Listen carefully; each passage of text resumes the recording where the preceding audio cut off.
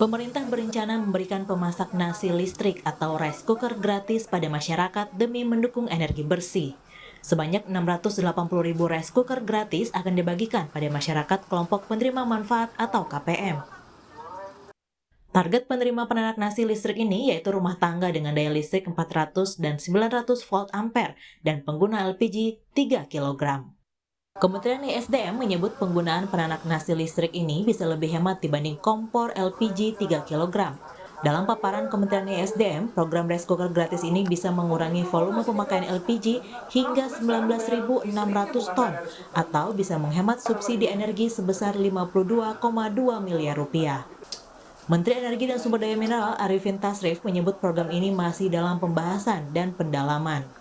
Itu masih perlu pendalaman karena juga melibatkan kementerian dan lembaga yang lain. Anggarannya ya belum ada karena memang belum selesai pendalamannya. Sementara itu, pengamat kebijakan publik Trubus Rahardiansyah menilai pemerintah perlu mengkaji program bagi-bagi rice cooker dengan baik agar tepat sasaran. Kebijakan bagi-bagi rice cooker dinilai belum terlalu dibutuhkan dalam kondisi saat ini, meskipun dengan alasan mendorong energi bersih.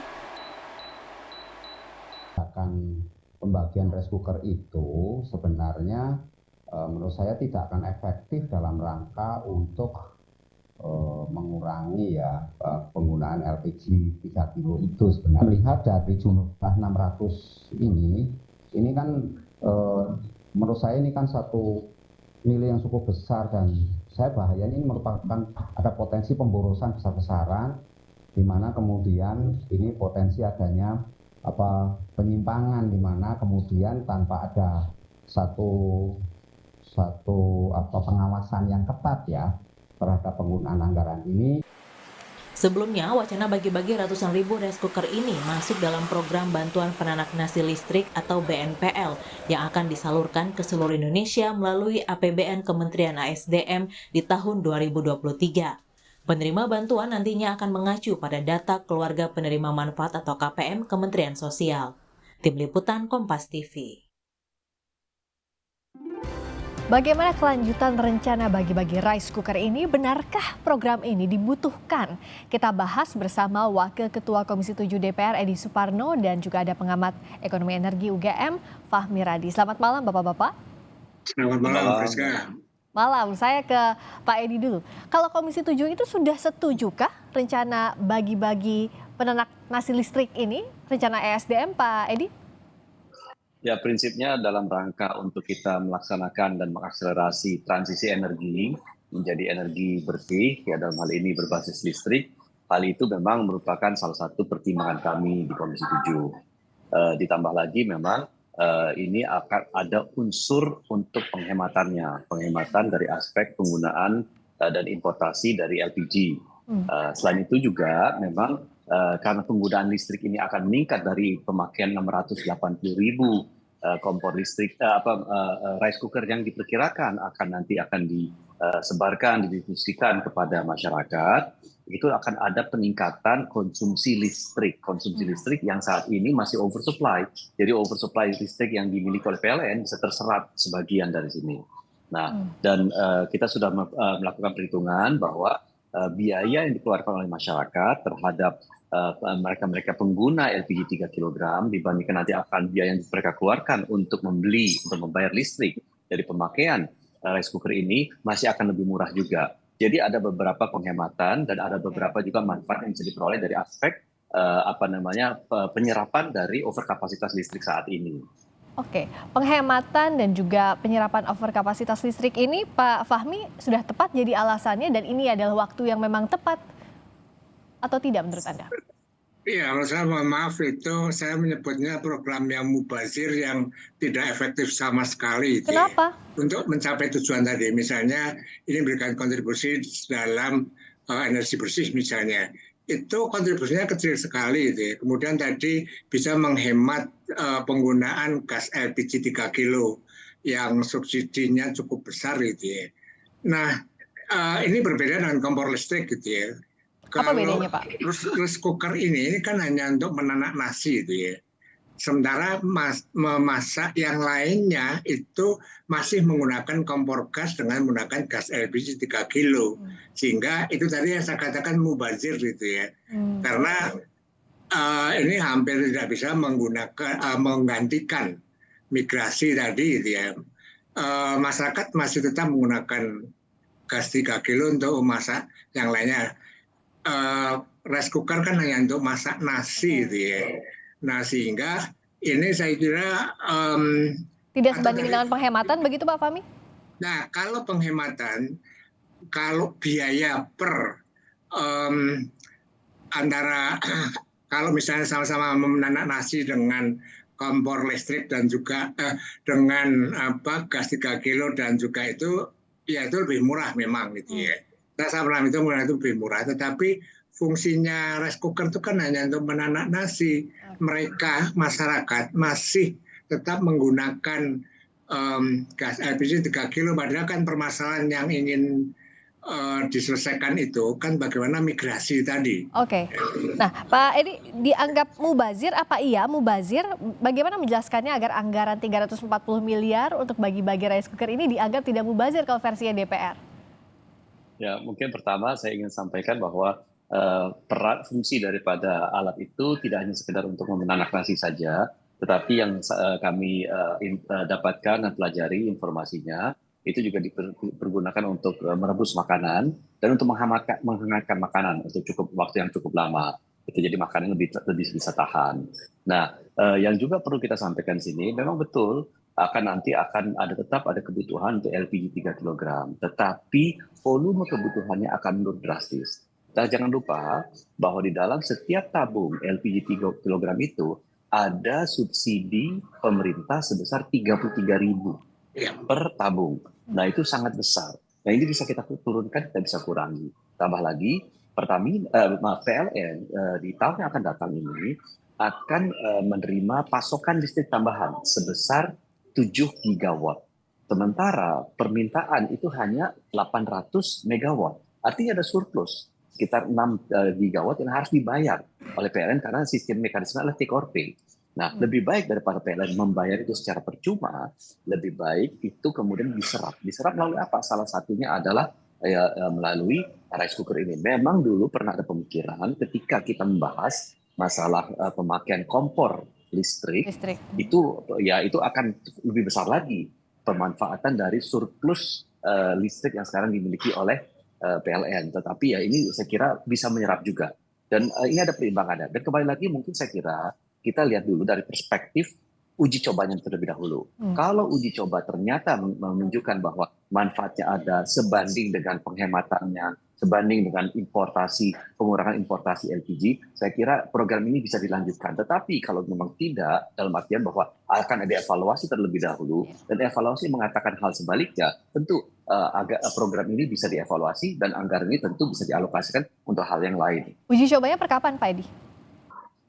Kembali lagi, ini kan Kementerian SDM yang akan secara teknis akan menyampaikan dan kemudian juga bagaimana program pendistribusiannya. Jadi kami justru dalam hal ini menunggu dari Kementerian SDM untuk pelaksanaan uji coba dan bagaimana pelaksanaan di lapangan dalam artian distribusinya kepada masyarakat. Kalau dari Pak Fahmi lihat dari sisi masyarakat tadi dalam uji coba indikator apa saja yang harus dipantau, plus juga kan yang jadi pertimbangan masyarakat apakah nantinya kalau hemat energi tidak pakai LPG, tapi bagaimana dengan tagihan listriknya, itu kan hal paling simpel yang pertama kali langsung terlintas. Gimana Pak Fahmi menjelaskannya? Nah, saya kira sebelum uji coba ini Kementerian SDM harus hati-hati betul, harus dihitung betul gitu ya, cost and benefits tadi.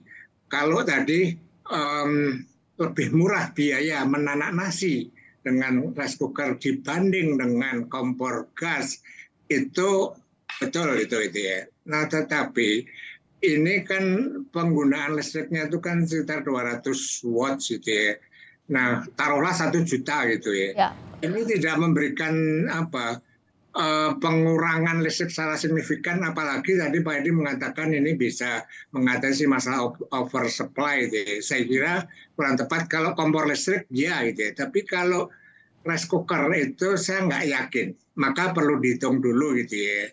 Nah, kemudian juga itu ya, rice cooker ini Saya belum survei gitu ya, tetapi saya punya dugaan bahwa masyarakat penerima manfaat yang menggunakan listrik 450 itu sebagian besar itu sudah mempunyai rice cooker gitu. Nah, sehingga ini ada duplikasi yang anggaran 340 miliar tadi ini jadi mubazir tadi karena toh sebagian besar sudah punya, kenapa harus dibagi-bagi?